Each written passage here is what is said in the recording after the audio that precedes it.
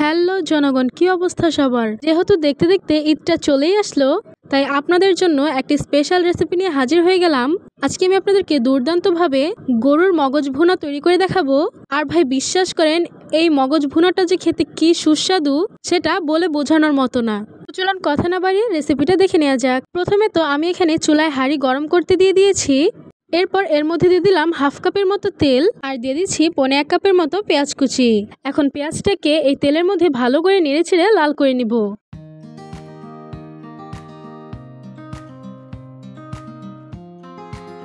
পেঁয়াজটা হালকা হয়ে আসলে এর মধ্যে দিয়ে দিচ্ছি স্বাদ মতো লবণ। এরপর পেঁয়াজের সাথে লবণটাকে মিক্স করে নিয়ে ভালো করে পেঁয়াজটাকে সটে করে নিচ্ছি।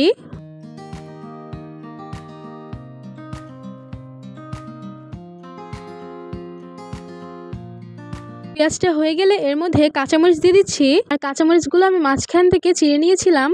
মরিচগুলো পেঁয়াজের সাথে একটু ভালো করে ভেজে নিচ্ছি যেন মরিচের ঝাল ফ্লেভারটা বেরিয়ে আসে। এরপর আমি এর মধ্যে দিয়ে দিচ্ছি হালকা একটু পানি। এরপর এক এক করে মশলাগুলো দিয়ে দিব। সবার প্রথমে আমি এখানে হলুদ অ্যাড করে নিচ্ছি।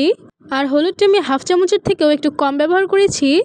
আর দিয়ে দিচ্ছি মরিচের গুঁড়া। আর যেহেতু আমি কাঁচামরিচও ব্যবহার করেছি তাই গুঁড়া মরিচটা একটু বুঝিয়ে দিতে হবে। এরপর দিয়ে দিলাম গরম মশলা এবং দিয়ে দিলাম আদা রসুনের পেস্ট।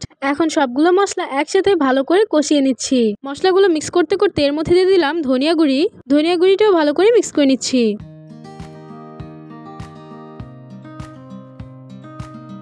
তো কিছুক্ষণ পর মশলাটা ভালো করে কষানো হয়ে গেছে। এখন আমি এর মধ্যে গরুর মগজটা দিয়ে দিচ্ছি। আর এই প্রসেসটা আমি তো আর বলে বোঝাতে পারবো না, তাই আপনারা দেখেই নেন যে আমি কিভাবে মগজটা রান্না করলাম।